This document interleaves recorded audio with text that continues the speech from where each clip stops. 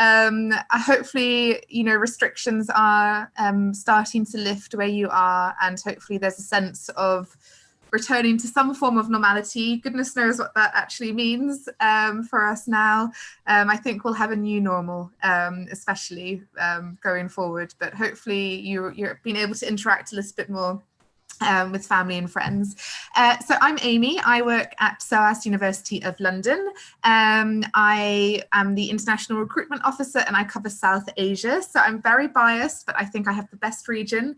I love traveling to India. I also cover Pakistan as well. So I should have been making several trips to India, over the coming months, but, obviously we've had to make alternative arrangements, but it's great that we're still able to connect through platforms like this and stay engaged with students, in India. So I'll run through my presentation. It hopefully won't take too long, and we'll have plenty of time for questions and answers. If you want to type your questions into the chat box, you can do so, or we can just, and I'll maybe try and answer them as I go along, or, I'm also happy to take questions at the end as well. So in terms of the presentation, I'm not too sure where this line has come from on the presentation, but hopefully it won't be too disruptive throughout. So I am going to take you through a little bit about SOAS University of London, who we are, what we do, thinking about, our response to COVID-19. This is obviously a big thing that is, having a big impact on students, globally, India, the UK, but, in countries all around the world. And, kind of thinking about how we're supporting you right now. I'll take you through a little bit about our location, our campus, where we are in London, what our campus is like, looking at our subject areas and our rankings, how we teach at SOAS, that's quite a unique way. It does set us apart from other universities in terms of, our teaching style and how we encourage students to learn. Our student community, which is very diverse and very active, where some of our students go to work after they graduate, and then looking a little bit more about, fees, tuition fees, scholarship opportunities, and just ending again with what makes SOAS unique. So SOAS University of London, I get a lot of questions from students. What is SOAS? What does it stand for? We're the School of Oriental and African Studies. We were founded in 1916, so we're a little over 100 years old. And we're the only higher education institute in Europe that specializes in the study of languages, cultures, and societies of Asia, Africa, and the Middle East. I have a banner in the background. I'm sure that you might be able to see this. This kind of depicts our different subject areas at SOAS. But we're very much, we have such a broad range of subject areas available. But, if you do have that interest in particular regions around the world, notably Asia, Africa, and the Middle East, and, you want to develop your skills and your knowledge, maybe learning a language from a particular region, then, SOAS is the perfect place to do that. Now, we don't just teach Asia and African studies, we have a whole host of different subjects available. So, and I'll take you through some of our subject areas further on in the presentation.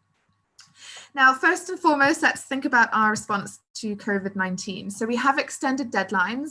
So for our postgraduate students, they now have until the 31st of July 2020 to apply to their program. Now, any of you who might have an offer already, you will have also until the 31st of July to confirm your offer with us. Now, we have extended this deadline. It's typically the 30th of June, but we want to give students enough time to think about their offer, think about where they want to study, how they want to study this year.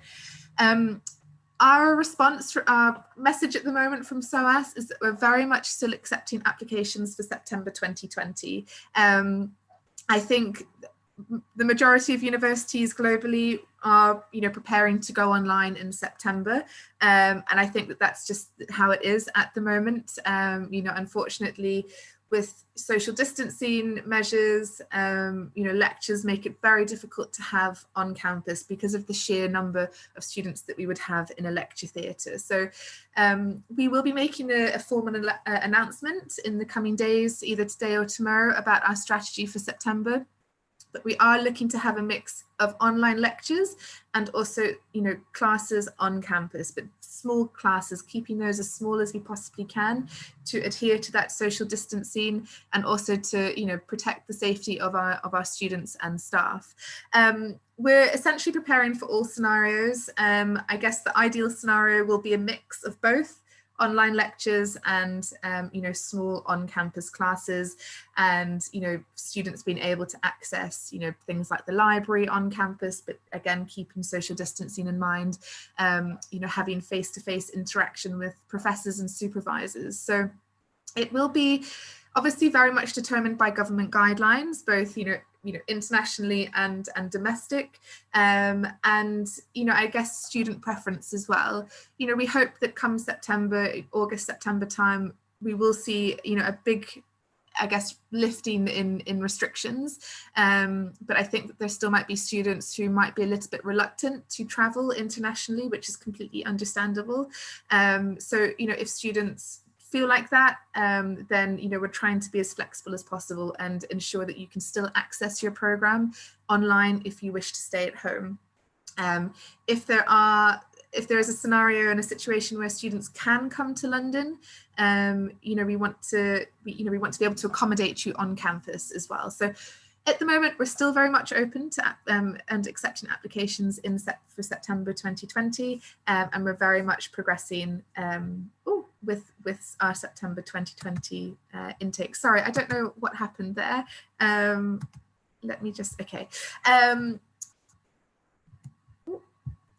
Sorry, and we are obviously, IELTS centres are closed, across the globe. So we are accepting online English language tests this year, Duolingo, Language Cert, and TEFL at home. So if you have an offer from us and you have been asked to do an English language test, then you could look at one of those options. For postgraduate students, if you're offered a place to study with us, you typically have to pay a £1,000 deposit to secure your place. We are being flexible this year, so if you would prefer to defer your offer to 2021, then that's completely fine. Your deposit can simply be transferred across to 2021. If you have paid your deposit and you decide that you don't want to take up your place this year because perhaps online learning isn't the best teaching style for yourself, then we can refund that deposit to you. So we are being flexible. And I believe that we've now introduced a policy whereby if you have an offer already with us, but you know that you want to defer to 2021, then you can simply defer your offer without having to pay the deposit. So deferrals are very easy and very straightforward, and we're being very flexible this year for all of our students. And then just looking about flexible admissions as well. So, we do understand that students are having, an impact on their exams this year, and we know that many have been postponed. So we are again trying to take that into consideration and be flexible. So if you have an offer from us, our offers essentially remain the same for our programs. So, if you're looking to do, say, undergraduate law, for example, we would be looking for, 3 A's or the equivalent. 85% in your 12th standard. So that offer will still remain the same. If when you get your results, you don't quite achieve that grade that we're looking for direct entry, and you perhaps have the grade below, then again, we would be open to considering that for admission this year. So bottom line is we totally understand the situation that you're in. It's a very difficult time for students all across the world, and we are trying to be as flexible and supportive as possible this year. Then just looking at entry requirements for our programs. So undergraduate programs, looking at the Indian 12th standard, we look for a range between 80 to 85%. So those would be our typical entry requirements for our undergraduate programs. We don't require any particular subject for our programs, but if you are looking to do finance and management programs, we would be looking for A-level maths or the equivalent, and for law, the LNAT is not a requirement. Postgraduate programs, we look for an upper second class honours degree. This is typically a 2-1, or again, the international equivalent, which is around 60%. So this is, again, these would be our entry requirements for our programs. If when you get your results, you don't quite meet, say for postgraduate study, if you don't quite meet the 60% offer that we're asking, and you're maybe perhaps just below, then again, we would be open to considering that for admission. We've got some virtual events coming up. Obviously, it's a very difficult time for students. You can't travel, but you want to get a sense of the campus and what it's like. So we are running a number of virtual events, including an undergraduate virtual open day and a postgraduate virtual open day. The postgraduate virtual open day is actually taking place this week. So it's the 25th of May until the 2nd of June. So we're just looking at my calendar. We've still got a few days left of the postgraduate virtual open days. So definitely check out our website and see if there's any lectures that might interest you. We are running a series of lectures where you can have a little taster on a particular subject area and then get a feel for what the program is like. We've got Student Life and Living in London, which is taking place today. So this just gives students an insight into what is it like in London for a student. And then we've got other events coming up. So we've got applying for a Tier 4 student visa and what to expect for before you arrive in the UK for international students. These are taking place in June and July. Now, obviously, Tier 4 visas, that's, I guess, a bit of a tricky situation at the moment because, centres are closed. Many centres are closed around the world. And yeah, I guess it's difficult to say at this stage when we might be in a position where students can start applying for visas to the UK. But I think, attending that webinar and especially the pre-arrival for international students, I think will be really useful because you'll still get the knowledge and information that can definitely help you when you get to that stage if you are able to then apply for a visa to come to the UK. I've just included the website link at the bottom, and that will take you to our events that we've got coming up, over the coming weeks and months. So in terms of our location, where are we? Now I get a lot of questions from students. How far outside of London is SOAS? And I always take great delight in telling you that we are in the heart of London. We're in the very heart of the city of London. I don't know if any of you have had the opportunity to visit London in the past, so you might already be familiar with the city, but I have just included a map here to give you an idea as to where we are. And where we're situated in London. So here we are with the, I don't know if you can see my mouse, the cursor, but I'll just highlight, this is the campus here in the red circle. And we've got a great range of, transportation links around us, restaurants, cafes, nightlife, museums. We're in such a great part of London and everything is super accessible. And I mean, just looking around, you've got Regent's Park here, we've got Hyde Park down here, Green Park. I think people might assume that London is just a city, concrete city, but we've actually got a lot of greenery surrounding us. And, we're really appreciating that greenery at the moment with lockdown and just being able to go and sit in a park, obviously at a distance.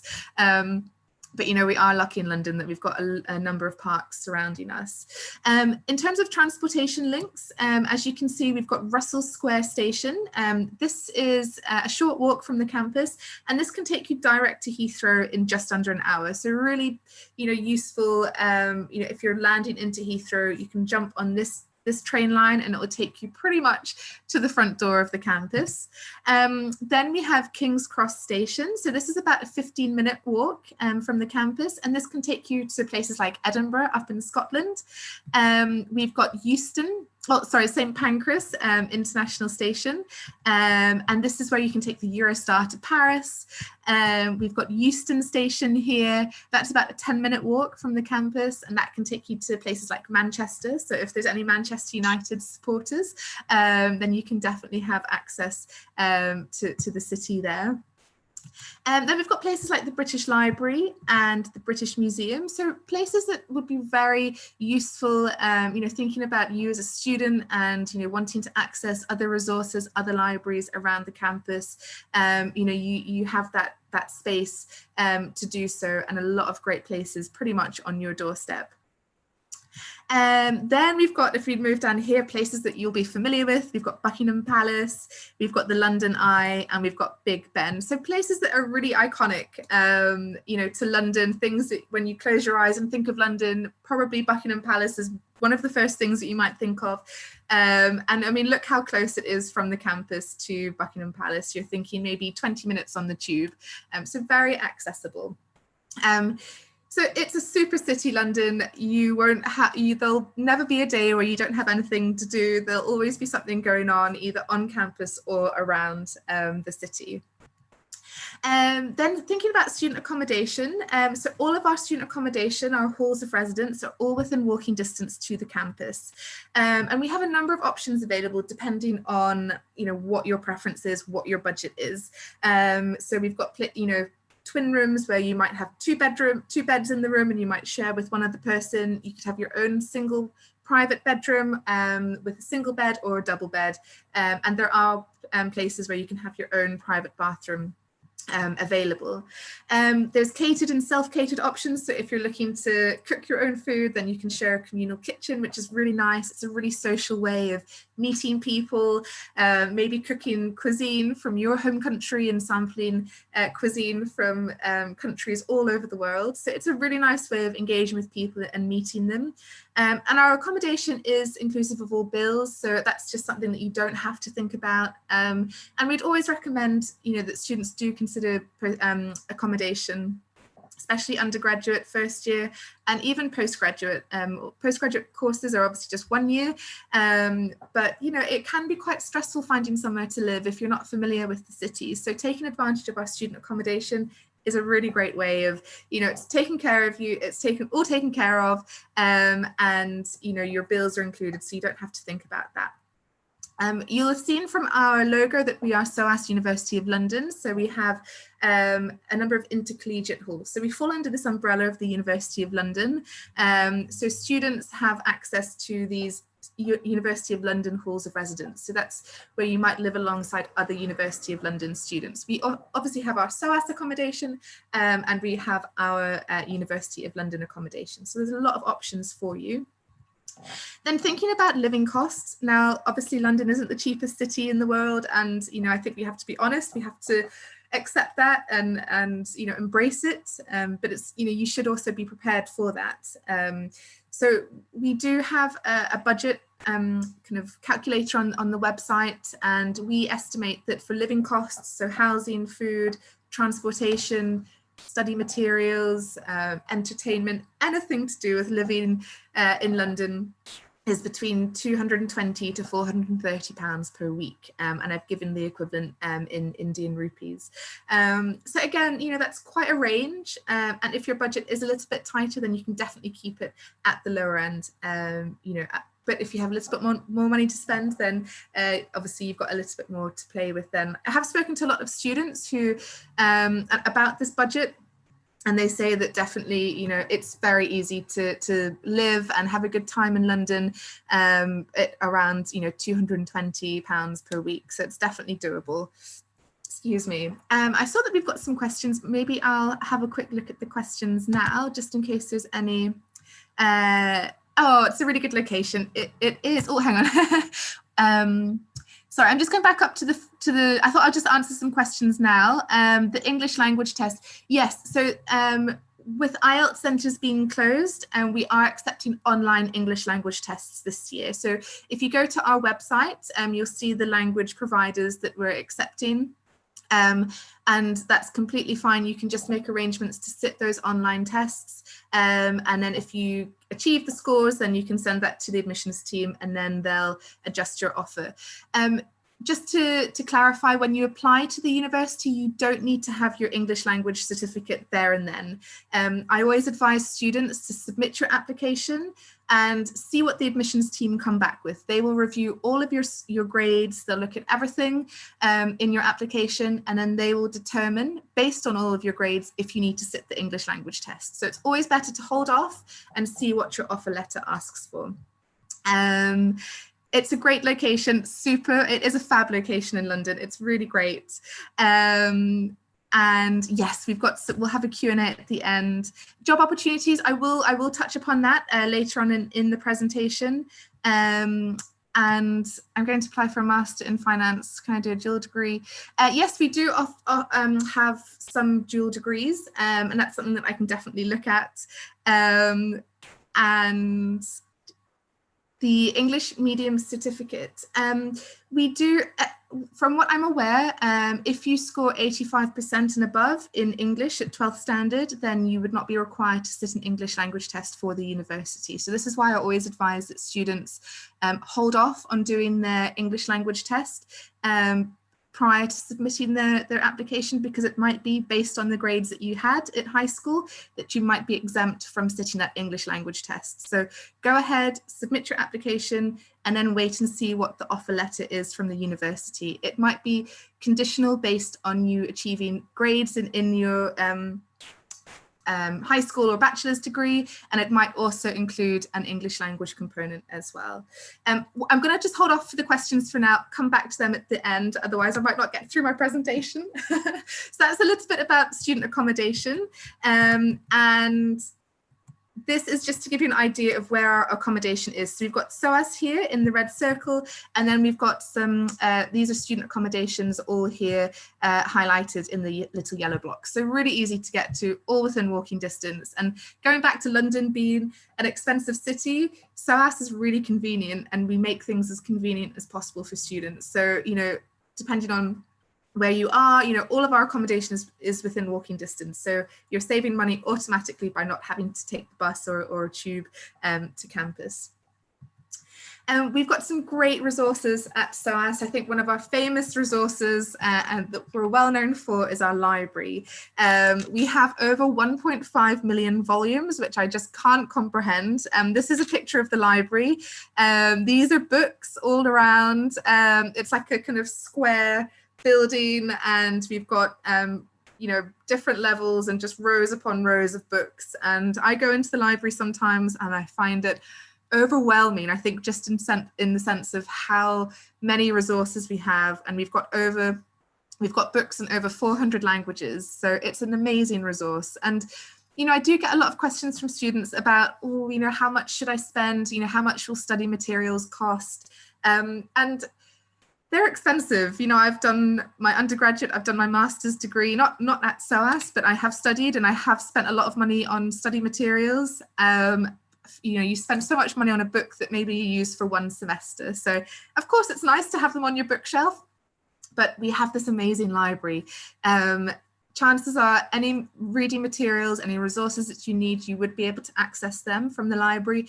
And also, you know, we look at online journals now, which you would have access to as a student. So definitely try and save money by not buying books and using the library and those online journals where possible.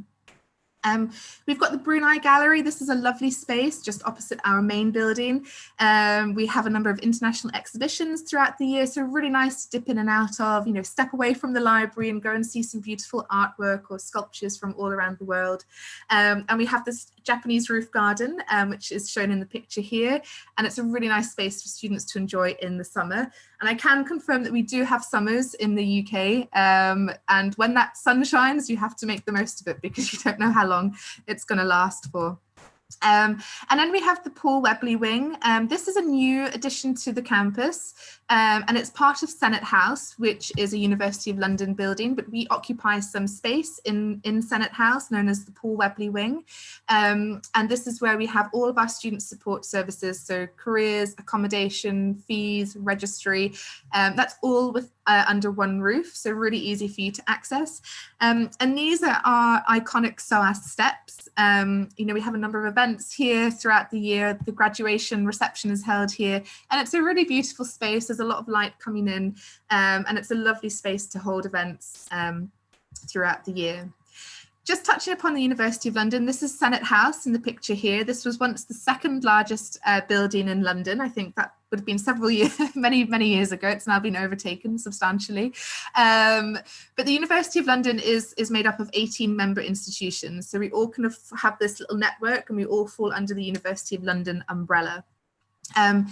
And the beauty of studying at a University of London institution is that you have access to a whole host of facilities, that fall under the University of London. For example, the Senate House Library, the Senate House Library is located in this building. It's a beautiful library. Obviously, SOAS Library is very famous and is a fantastic resource. But thinking about mixing up your study space, you have access to different libraries and different facilities that all fall under the University of London network. They've also got, the University of London has a student central, and this is for all University of London students. So it's essentially a kind of union, a University of London union, and it's for all University of London students. They've got clubs, they've got societies that you can join, they've got a gym, they've got a swimming pool, and this is just located, just around the corner from SOAS. So again, really easy for you to access, and a great resource for you as well. If you're into your gym, you're into your swimming, then definitely think about joining the Student Central. So in terms of our subject areas, I said at the beginning that SOAS is far more than just studying Asia and Africa. These are our subject areas that we have. So we have 3 faculties at SOAS. We have arts and humanities, we have law and social sciences, and we have languages and cultures. So we've got a great range of subjects available. The top subjects that we have that I see for students from India would definitely be anthropology, development studies, economics, finance and management, law, politics, South Asia. We've got a great South Asia Institute at SOAS. So, anybody who's wanting to have that regional expertise. So we've got South Asia, Southeast Asia, the Near and Middle East. So we do have that regional expertise there. We have an amazing language school as well, and there are some programs that you can combine with a language. So for example, our undergraduate programs are 3 years, but if you were to combine it with a language, you would spend a year in that country and you would get your language to an intensive level. We also have postgraduate courses. Some do have that intensive language option as well. So we've got over 50 non-European languages. Really great. It's a great school that we have, language school, and there is flexibility. So even if you don't take a language as part of your degree, you can still look to take language modules that would still contribute. They will be worth credits and they will contribute towards your final degree. So a really good way of thinking about your profile, thinking about your CV, and ways to, I guess, set yourself apart from others. And if you've got basic language, then that's going to be very attractive to an employer in the future. Looking at our rankings then, I just want to take you through because, it's always good to see where SOAS is faring in international and, domestic league tables. So the QS World University Rankings for 2020, these were released, I believe, back in March. So fairly recent rankings. SOAS has moved into the global top 50 for arts and humanities subjects. We're really excited about that. And I think that that's, a true testament to our knowledge and our expertise at the university. 6 subjects are in the UK top 10. So just going through these then, looking at the global rankings, SOAS is 6th in the world for development studies. We are 13th in the world for anthropology, and we are 18th in the world for politics. So hopefully that gives you an idea as to where we're landing in those international league tables for these different subjects. And all of these subjects here, development studies, anthropology and politics, are all ranked 5th in the UK. We are 19th in the UK for law, and we are number 1 in London for business and management. So, again, highlighting that we don't just teach Asia and Africa, but if you're looking to do a business degree, but have that regional specialist knowledge on Asia, Africa, the Middle East, then you can definitely complement that with your degree. We're 5th in the UK for our student to staff ratio. This is 11:1. And again, we work really hard to keep class sizes small because we want students to have good contact with professors, with their supervisor, but also having good contact and interaction with people in their classes as well. We don't want to, lectures will be a bit bigger. They'll have maybe 100, 150 students in a lecture theatre. But then we'll have smaller seminars and smaller tutorials where we might have between 10 to 15 students in that class. And that's a really good way to engage, discuss, challenge, and just, chat and learn from each other as well, learn from your fellow students. And we're also third in the world for peace, justice, and strong institutions.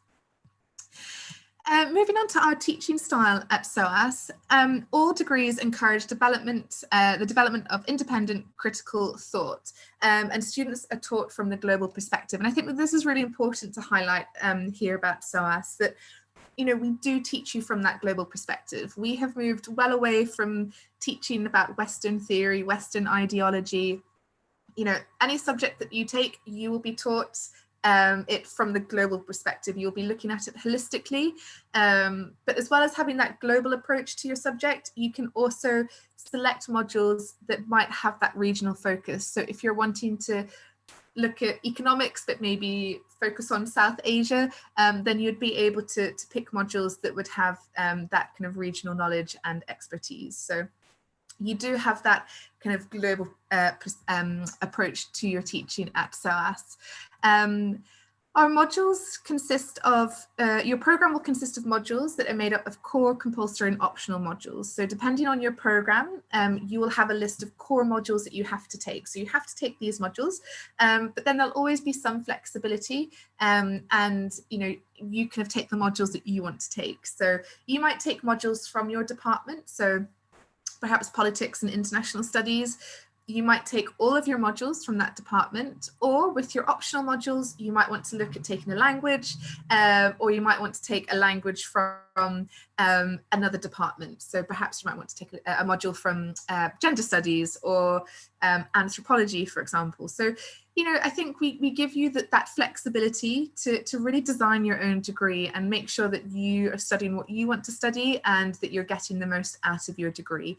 I've seen the list of modules that are available for some programs, and I think, oh my goodness, I would want to study all of them. So it can be difficult to, make that decision, but we've got supervisors, we've got tutors that you can go to, get advice from them, see what they would recommend based on your future career, your interests. They might be better placed to support you and advise on which modules would be most appropriate for you. Then just looking at the program structure, so undergraduate, that's comprised of 120 credits per year, and that's a mix of core and optional. In your first year, your modules are basically made up of core modules, but as you progress into your second and your third year, then you start having a little bit more flexibility in terms of those optional modules. Postgraduate is made up of 180 credits for the year, and again that's comprised of core modules, optional, and your dissertation as well. So that does form a large chunk of those credits. And then just thinking about term dates for 2020, so we will be starting in towards the end of September, and this kind of just gives you an idea of our teaching throughout the year with those reading weeks. That's where we don't have any teaching, but that's a chance for you to catch up on any reading that you may have missed, and preparing for assessments, examinations, essays, etc. Moving on to our diverse, active and international student community.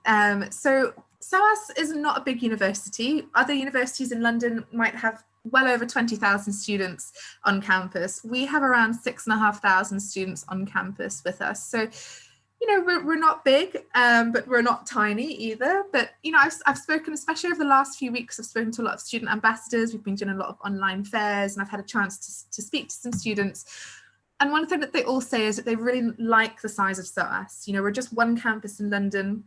We're a cluster of buildings, and we're about 6,500 students. And they all say that they find it really easy to make friends, build those relationships. And, they feel part of the institution as well, which I think is really important to them. They feel that they're attached to it and they have a part, a kind of part to play. They feel like they are somebody at the university. And I think that that's really nice. And that's perhaps something that you don't have at other universities where the population is much bigger and maybe they have multiple campuses spread across the city. We are one of the most international universities in the UK. Over 56% of our students are international, so we're really excited about that. We have such a diverse community on campus, and I love walking around because you just see students from all over the world. We have over 130 countries represented on campus, and it's just such a vibrant energy around the campus. And I speak to a lot of students and they worry about, oh, what happens if I feel homesick or I don't fit in? And I think that that's just not possible at SOAS, because everybody is so welcoming, and because of that diversity and that kind of international element and mix on campus, students feel at home and they feel it's easy to make friends, because everybody is very open and excited to meet people from all over the world and learn from them and engage with them and hang out and have fun. So it's a super campus and very vibrant. So as I was saying, we have over 130 countries represented. Last year, we had 114 students from India enroll with us. So India is, it's one of our big countries in terms of where we have students from, and we love it. It's, I love, we've got the Indian Society, which is, really great for students to join. So if you are feeling a little bit homesick, then you can, look to join societies that might help you kind of reconnect with home. But, it's, our student kind of population, it's just so vibrant and just so active as well. Our students, we do attract particular types of students. They're very passionate about issues that are going on in the world today, and they strive for social justice. And at SOAS, we give them that platform where they can, make some noise, raise awareness about issues that they're passionate about. So it's a really great place for students. And I'll go to work in the morning, and there might be some protests going on campus. All very friendly, student-led, but it's really nice that students have that space to, make some noise about, issues that they're concerned with and that they're passionate about. We have a great student union, and we've got over 150 student-led clubs and societies. So, the University of London has its union, but SOAS has its student union as well. So a really great thing to join and be part of. So, sports clubs, culture, language, anything that you're interested in, we'll have it pretty much. So this just gives you an idea of some societies and clubs that we have with student union at SOAS. So, looking at some of them, debating is big at SOAS. As I've said, students strive for that social justice. So, joining a debating society is a really fun thing for students to do, and you're learning some great skills as well. I got asked recently, what are clubs and societies, and it's quite difficult to explain, but it's, it's joining a club, joining a kind of community of people that share that common interest with you. And it can be anything from debating, we've got the UN Society, but we also have a pizza society. So people that have a common love and interest in pizza, you can all come together once a week and eat pizza. And, university is fun. It's a great place, but you're obviously there to study, to get your degree. But yeah, you should be having fun, and you should be socializing and building your networks, and just making the most of it and developing new skills and perhaps new interests as well. Moving on then to some of our graduate destinations. Because I know that this is important, and we do have a great careers team at SOAS, and they're on hand to support you. Whether that's finding part-time work in London, or thinking more longer term about your career. So they have country specific guides for international students. As I've said, we're an international university, so we're well equipped to helping and supporting international students. We have careers workshops throughout the year, which you should definitely attend and make the most of. Anything from your personal brand to making the most of your LinkedIn profile. I have a LinkedIn profile, and I think I should probably attend this workshop because I definitely don't make the most of it. So, thinking about things like that. Skills workshops as well. So anything from presentation skills, many interviews now will ask you to prepare a presentation. So, helping you to put a PowerPoint presentation together and kind of giving you the skills and the confidence to deliver that presentation. Networking, that's such a skill now. It's about who you know. So being able to network and interact with people. And also, down to CV writing. In the UK especially, we have a very particular style with regards to CVs and cover letters. So, going to workshops like that and getting the information that you need in order to I guess, create and write an application that is likely to get you an interview is really important. And they have regular fairs throughout the year. So that's where they'll invite companies onto the campus and you can interact with them, kind of chat about, maybe graduate jobs that might be coming up, internship opportunities. And again, it's about that networking and you know, collecting business cards, and not being afraid to ask as well. I think that is a big thing now. You know, not being afraid to ask, you know, what would you advise for me? You know, do you have any opportunities coming up? So just really making the most of fairs like that. With your Tier 4 visa, you can work 20 hours a week during the term time and then full-time during the holidays. So this is a really good way to bring in some extra money. You might just want to get some casual work, a cafe, you know, around the campus. You know, we have a number of jobs on campus that you might want to consider, or you might want to use those 20 hours a week and get an internship, for example, you know, maybe once a week interning with an NGO or an organization in London. So it's really good that you have that, you know, availability on your visa to work. You know, as I've said, we've got lots of employment opportunities on campus for students. So things like library assistants, student ambassadors, and we have a bar at the student union. So we always look for students to help out there. And again, I've spoken to students, you know, over these past few weeks, you know, a lot of our student ambassadors, and they've all said, you know, it's such a great place to work on campus. You know, it's fun, and you know, we pay pretty well for London.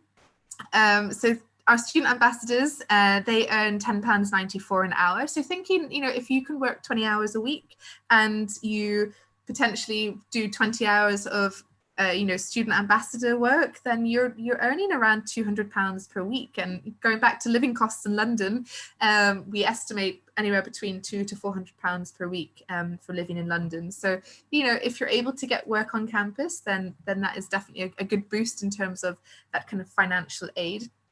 Student ambassadors do lots of fun things. They do campus tours around the university. They'll assist with school visits, you know, and they'll assist with events like graduation, for example. So really fun, and it's a fun job, and you get paid pretty well to do it. And I think the beauty of jobs on campus is there's that flexibility, so you can take on as much work as you want or as little. And then just thinking about some of our graduate destinations, we have alumni all over the world, and they're all doing really exciting and interesting things. I think because of the nature of the types of students that we tend to attract, a lot do tend to go and work for the UN, or NGOs, government, you know, donors, you know, government departments. So, but we also have lots of alumni working in journalism. We've got you know, journalists. We've got a lot represented in the media as well. So it's a real diverse, I guess, alumni network. But I think the nice thing about the alumni network is that they're all connected.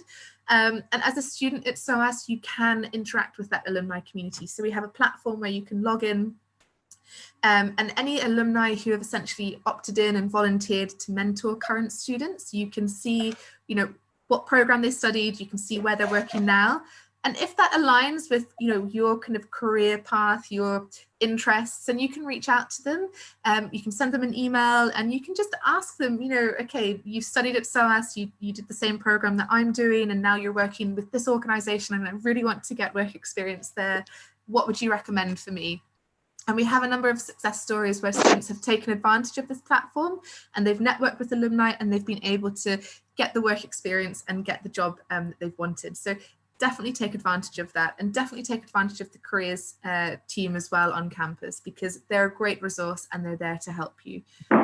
With post-study work visa coming back as well into the UK, I think it will be really important to try and get as much work experience as you can in London, in the UK. Obviously, we don't know the finer details of post-study work visa. We know it's there, it's not going away, it will still be there for students to take advantage of in the summer of 2021. But it is just always thinking about your profile and kind of building yourself up, and, you know, making yourself attractive to employers going forward. This just gives you an idea of some alumni that we have around the world. We've got Achim Steiner. He is the administrator of the United Nations Development Programme. We've got Marissa. She is the co-founder of the Centre for Feminist Foreign Policy. Gus Casely-Hayford. He is the director of the Smithsonian National Museum of African Art in Washington, DC.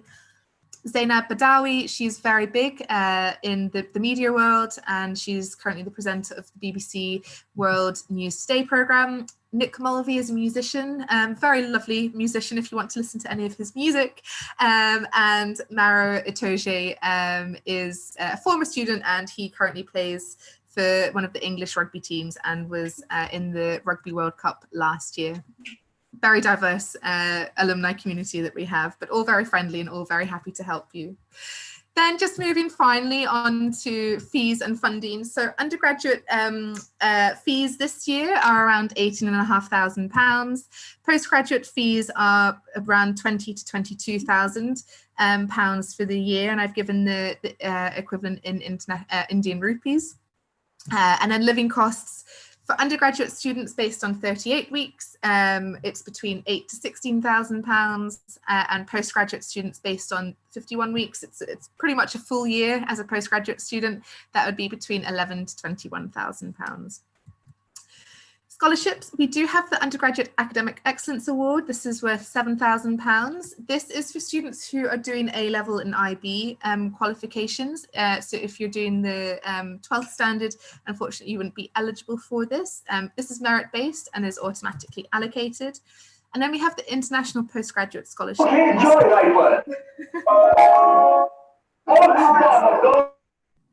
Sorry. I got a fright there. This is worth £3,000, and there's 10 awards available for Indian students. Now the deadline is fast approaching, so if you have any, if any of our students have offers now, definitely look to apply for the postgraduate scholarship. You will need to have an offer from us in order to apply. So the deadline is the 31st of May. So finally, I'm almost there. I'll stop talking in a minute, I promise. Recapping on what makes SOAS unique and looking at about, what our USPs are. We have world-class ranking. So we're 6th in the world for development studies, and we're #1 in London for business and management. And we're located in the heart of London. So we've got excellent transportation links around London, and we're part of that, that University of London campus. We're an international university. Over 50% of our students are international, and we have over 130 countries represented on campus. We've got small class sizes. We're 5th in the UK for our student to staff ratio, so we keep classes really small. And we've got that flexible interdisciplinary approach to learning. So you design your own degree, you can take modules from your department or outside of your department, and you're very much taught from that global non-Eurocentric perspective. Oh, so I have reached the end of my presentation. I have left some contact details. This is my email address, am151. So if you have any questions, very happy for you to reach out to me directly. And what I would suggest is definitely following us on social media, especially Instagram, because we've got a number of, we sometimes we've got digital ambassadors, so we'll often let them take over our Instagram account. And we've run a few Q&As recently, where international students have posted questions about, student life, what to expect in London. So definitely have a look at our Instagram account, and we have saved our stories, so you can click through and see everything that's listed there. So thank you so much. We have had a few questions in the chat box, so I shall have a quick look through these. You want to do a Masters in Human Rights Law. What is scope of it? It says absolutely, we do have an MA in Human Rights Law, and that is very much available and open for students to apply to. There is a mix of, you will have some of your core modules will kind of overlap with LLM students, so you will kind of have a mix of, I guess, the kind of legal side, but it won't be a legal degree that you qualify with. It will be an MA in Human Rights Law, but you will be taking a number of those kind of core legal modules. But if you go onto the webpage for MA Human Rights Law, then you'll be able to kind of access the full structure and the modules that are available. I know that the LLM program, that the School of Law is amazing at SOAS. They have amazing events throughout the year. They've got a super student-run law society. And there's also kind of that practical side as well. If you're interested in things like mooting, or they run clinics as well for students to take part of, so you kind of get that practical expertise. What are the job opportunities for art history courses? I mean, it's very varied, to be honest. I think, a lot of our students might go and work within museums, maybe as curators. They might kind of keep that kind of culture, kind of heritage career. Others might look to work for organizations that are, maybe kind of arts organizations. You might have journalists as well that might want to kind of report on the kind of arts and culture world. So it's very varied. And I guess it kind of depends on what your interests are. I think it always comes back to what do you want to do? But it is also good to kind of look at what other students have gone on to do. But remember, thinking about SOAS Connect, you'd be able to connect with alumni who have done that program, and you can, interact with them and see, where they're working now. The job opportunities for the MBA course. So unfortunately, we don't have an MBA course at SOAS. What we do have is an MSc in International Business.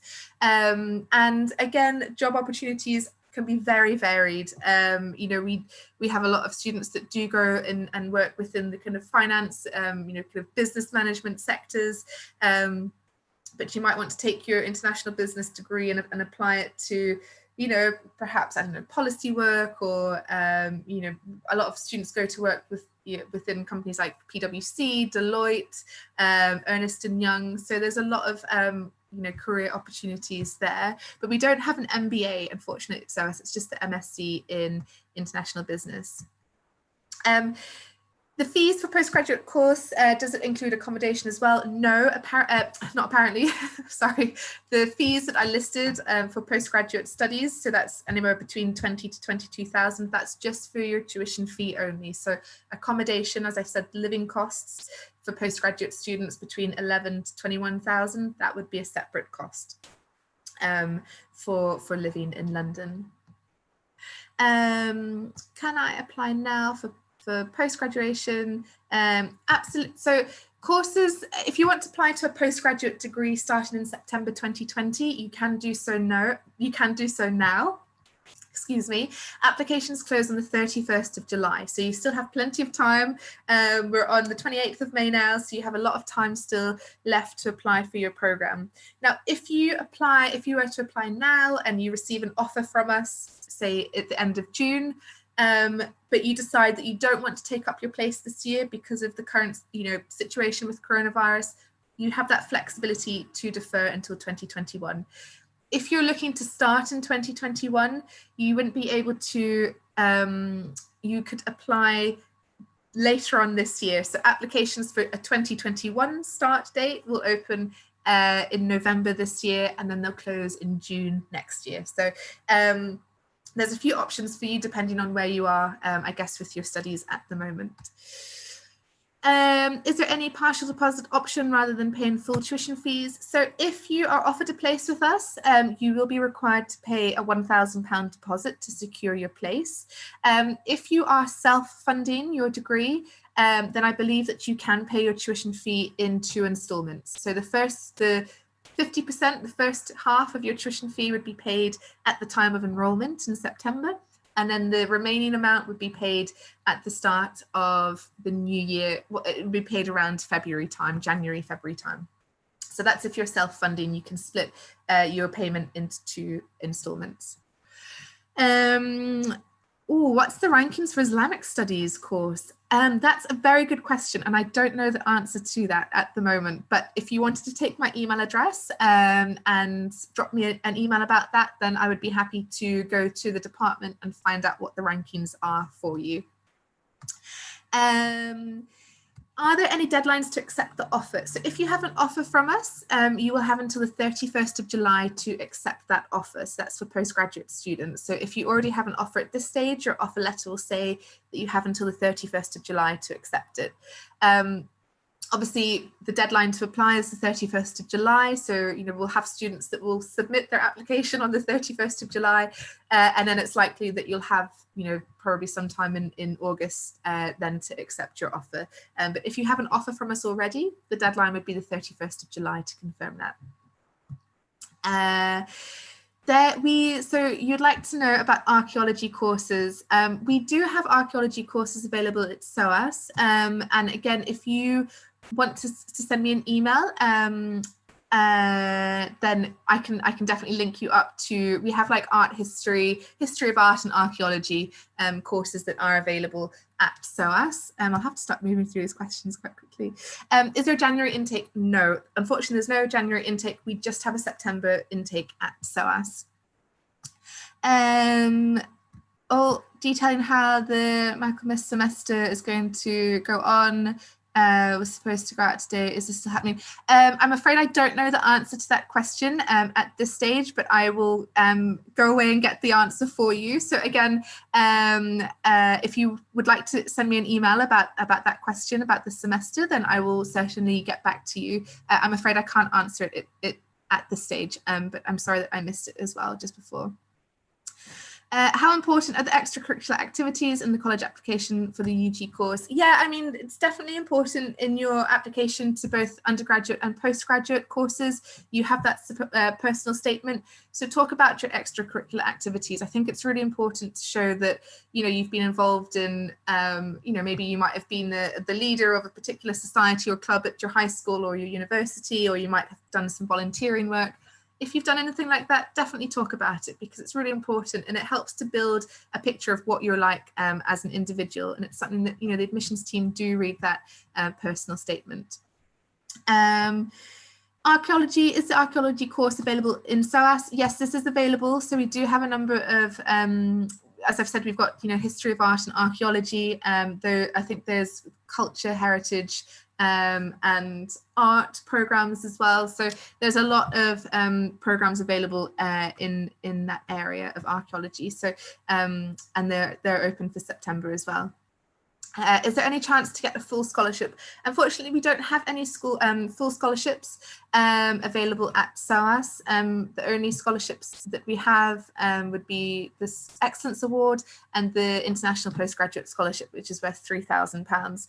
There are obviously other scholarships available, but the deadlines have passed. So if you're a postgraduate student and you're thinking about future study like 2021 onwards, then you might want to consider the Felix Scholarship. There's the INLAC Scholarship and of course the Chevening Scholarship. So they are all fully funded.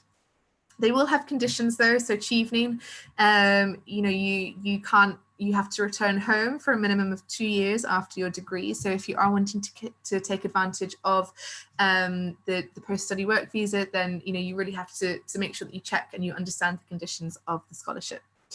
When should I apply for UG entry 2021? So I believe that UCAS applications will open in, I think it's around October they open, and then they'll close on the 30th of June the following year. So you have lots of time, but it's really good now to start, you know, looking through courses that you know are of interest to you, looking at the requirements, and I guess preparing for that and preparing a good supporting statement. So definitely, you know, you will have time to submit your application. They do have with UCAS, the recommended deadline is the 15th of January to submit your application, but ultimately you do have until the 30th of June to apply. So are there any courses available at SOAS for supply chain or logistics management, ship brokering or chartering at SOAS? Unfortunately, not that I'm aware of. I haven't come across any programs like that, unfortunately, looking at kind of logistics management. But if you can definitely check out our finance and management department and see if there's any programs there. And you can also get a full list of the modules as well for each program, so you can see the types of modules that are available to you. Thanks, Anil. And what are the chances of getting admission? I mean, I think if you have the grades and you submit a good application, then I think that you stand a very good chance of getting admission. You know, obviously the grades are obviously, you know, one of the first things that we look at. So if you're already on track to meet those entry requirements, that's a massive tick. But what I will say is don't underestimate the value of your supporting statement, because it is read. It's read by the admissions team, and your application might go to the specific department and it will be read by you know, the admissions tutor there. So they want to know that you know, you understand the program. So this is, I guess, for postgraduate students, this is more relevant to you. They want to know that you've done your research on the program, that you understand the structure of it. talk about the modules that might be of interest to you. You know, show us that you've done your research and you understand the program, and use that supporting statement as a chance to, I guess, showcase you as an individual, talk about your interests. If you're coming from a different background, you know, I've met a lot of students from Bangalore, for example. The majority of them might have done engineering in their undergraduate degree, and now they're looking to do anthropology or development studies, so a more kind of social science subject. That's completely fine. We don't have any entry requirements in that respect. So, you know, you don't have to come from an anthropology background in order to study a master's in anthropology with us, but that supporting statement is there for you to talk about why you might be making this change in your studies and how it's going to help you longer term. For your undergraduate supporting statement, obviously through UCAS, you can only submit one supporting statement. But if you're applying to 5 different universities, it can be very difficult to talk about why you want to study at SOAS. You know, if you're applying to Sussex, they don't want to know about why you want to study at SOAS. So you have to be quite, you know, kind of generic in your supporting statement and talking more about the subject area. If SOAS was one of your number 1 options, you could send us a separate supporting statement, and there you could talk about everything, you know, why you want to study at SOAS, what is it about the university, what is it about the campus and the subject. So you could simply send that to the undergraduate admissions team, and then we'll kind of attach that to your application. Do you ask for SAT scores? No, we don't ask for anything like that. We don't have any kind of preliminary examinations that students need to take. The only thing to be aware of is if you are looking to do at undergraduate, if you are looking to do any finance and management programs, then we would be looking at maths at 12th standard. What does AAB convert to for CBSE? So AAB, I believe, is around 80%. So the range is usually between 80 to 85%. So I would, I guess, aim for higher if possible. But, you know, I think that anywhere between 80 to 85% would be sufficient as well. I'm going to have a quick drink of water. If there's any other questions, very happy to take them. I know that we've gone a little bit over, but it's been really good to answer your questions. And sorry that I fired through them quite quickly. Are there any more questions?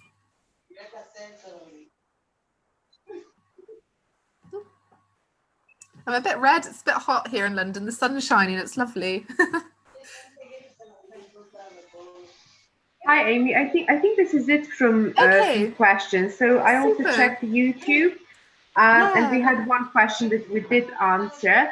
So I think it's really nice that you displayed your email address. So if anyone has any specific question, they can reach out to you directly or to their counselors. Yeah. And I think this was really great today. So thank you very much for your time.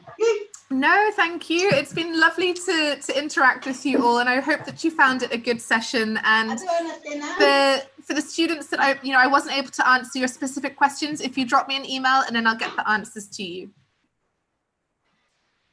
Great. So, thank you, Amy, so much. Thank you. And stay safe, everybody. You know, continue to keep safe and well. And hopefully we'll meet in person one of these days.